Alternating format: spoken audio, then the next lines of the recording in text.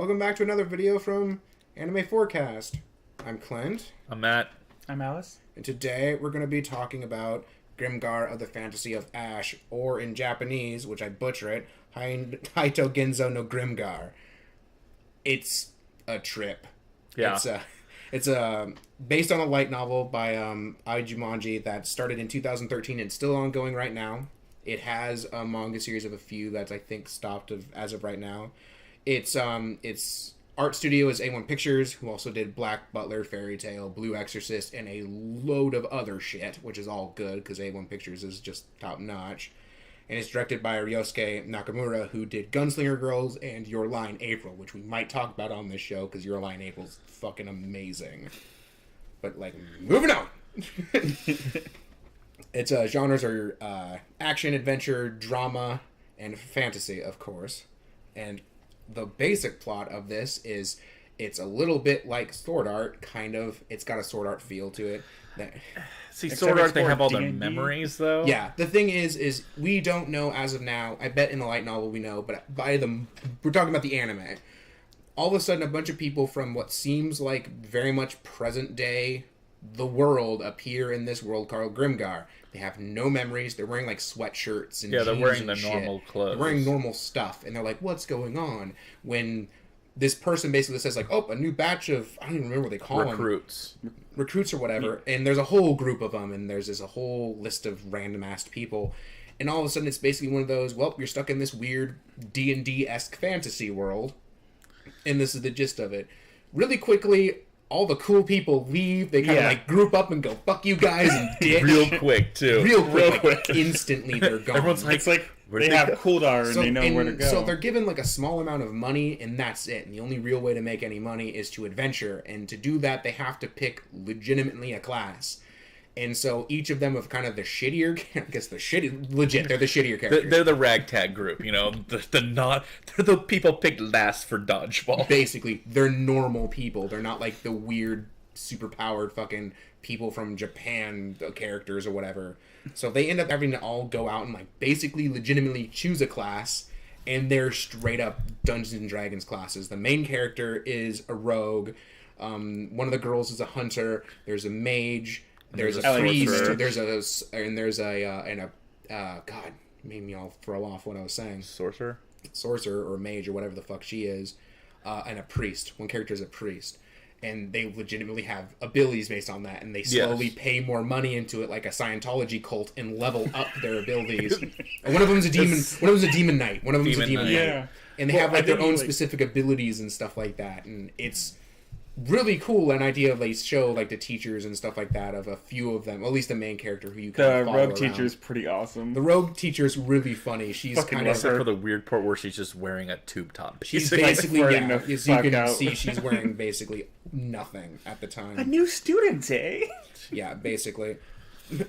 But more or less, they learn all these abilities and stuff. They make this decision to they kind of all choose their classes kind of as a group. They got together and went all right, I'll be the tank, you be DPS, you be long range, you be magic.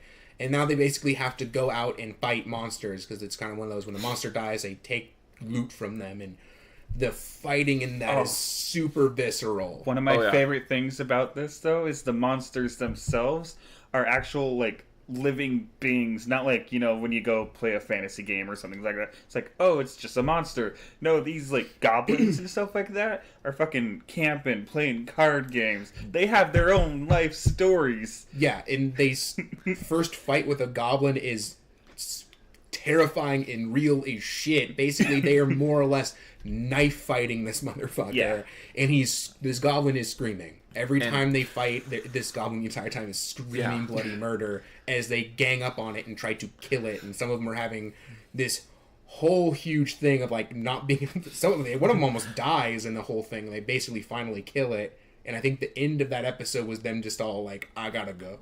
They all split off and kind of just go deal with the fact that they more or less just murdered somebody. But Matt, you were talking about them not having memories. Why don't you kind of expand on that a bit? Well, not having memories. So they wake up, they're like, what's going on? Well, I don't know, where are we? I'll just check my phone. And then they have that harsh reality is, what's a phone? What am I reaching for?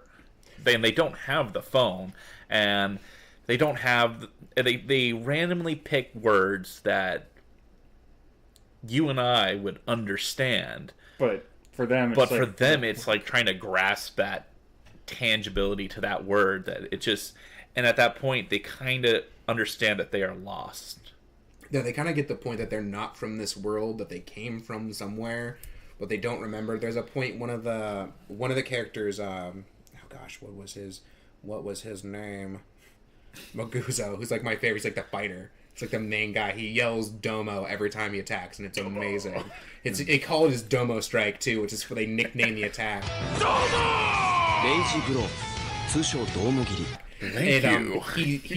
He cooks and stuff, and he's carving something, and it's straight up he's carving a little airplane, and he has you can tell he has like no idea what he's really carving. He's kind of doing it from some weird deep blocked memory. Yeah. He even holds it up towards the sky, like he on some level knows it can fly, but does not actually know what it is. Yeah. In a lot of the game, sorry. Again, there's no proof that it's a game. There's really also no proof that it's just them being dragged into a dimension. I hope it's the latter. I'm so tired of being locked in games. I like Sword Art. I do.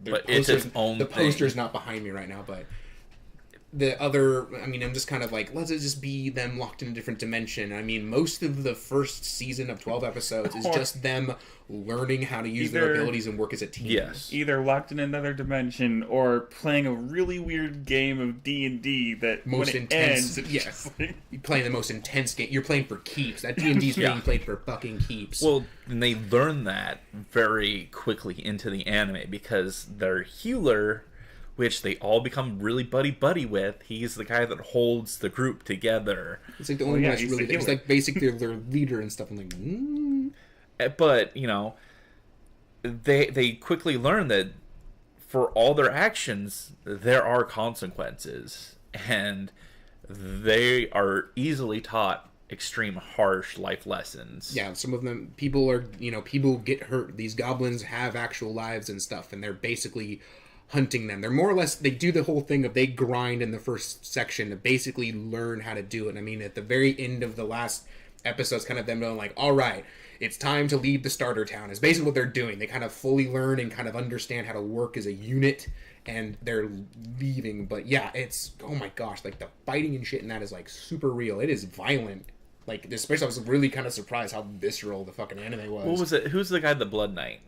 No, I cannot remember his name. He gets super into it. Like, you can kind of tell that their classes kind of deem what they do as well. Because if he gets the last kills on the killing blows on things, he gains like blood points or something like that. Something like that. So he specifically tries to get the final strikes on everything. Eventually the characters, they kind of go through the breakdown of like, oh, we learned this new ability. This is how it works, and they're really quick on doing it, which kind of reminded me of Log Horizon. They explain the ability once, and you just know visually when they're doing it. You don't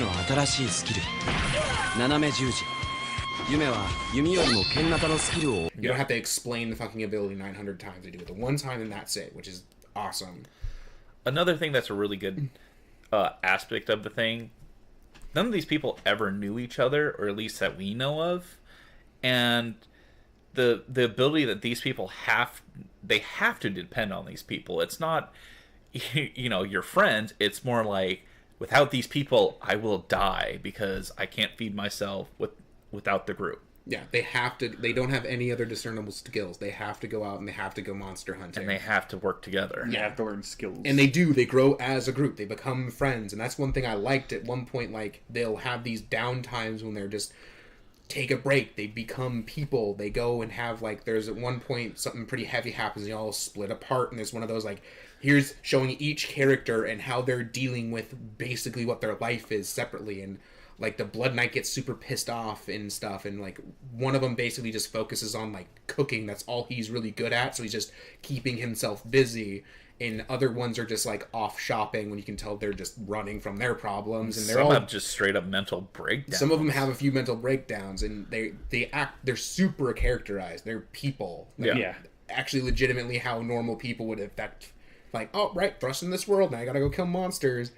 We've only ever seen goblins. We've heard about other monsters in the show. They even see the other teams because the cool kids. No, there's more than goblins. There is. We haven't seen them though. We Yeah. don't know how much more shit there is. How much more there is, but yeah. Because the cool kids come back and they look pimp as fuck. Yeah, Like they've advanced. They basically advanced. They left town. They instantly got the money to buy like basically an adventuring license so they can like leave. And that's like the end of the season. Like they have their adventuring license. They're like, I'm a card-carrying member of Murdering Monster League, and that's their like leaving thing. But you know, License to kill. basically, that was just came out about a year ago. I think it came out in January of last year, 2016. It's Sounds about right. January to March. yeah, January to March. It's really really good. Yeah. It's super fun. I'm certain they're gonna make more. There hasn't been any talks about it. Yeah. But A1 Pictures again is making like fucking everything. Take a break, guys. Goddamn. Like, you looked at the list of things that they do, and A1 Pictures is always making a fucking anime. You are At least Studio Ghibli? They're doing www.working, and they're doing Occultic 9. That's this season, and Yeah. so there must be a bajillion of them there. They're just backlogged. They're just like ding, ding. I don't know. Maybe they're magic. They're like animating samurai. I don't know. Wow. So I don't know. Do they call it their drawing? Out of 5, I give it a solid 4. Pushing closer to 4.5. It's super There are fun. slow parts. There are slow parts, but I personally But the slow parts make up. I liked the slow parts. It can't all be straight up balls to the wall action. I like the personality in it when they slowed down and they just was them being people, them being close to each other.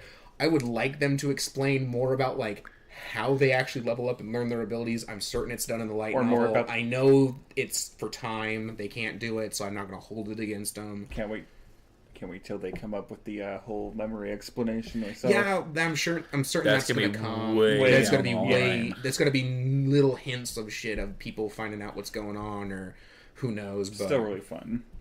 But yeah, go watch it. Yeah. If you like action fantasy, you're fine with violence and junk.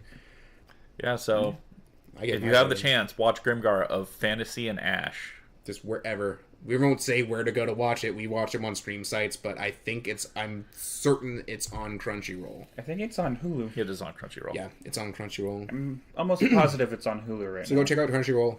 Go Yes. watch that. It's all there. On Hulu. And it's on Hulu or wherever else. Watch it on many different sites. Till the next time, till the next anime.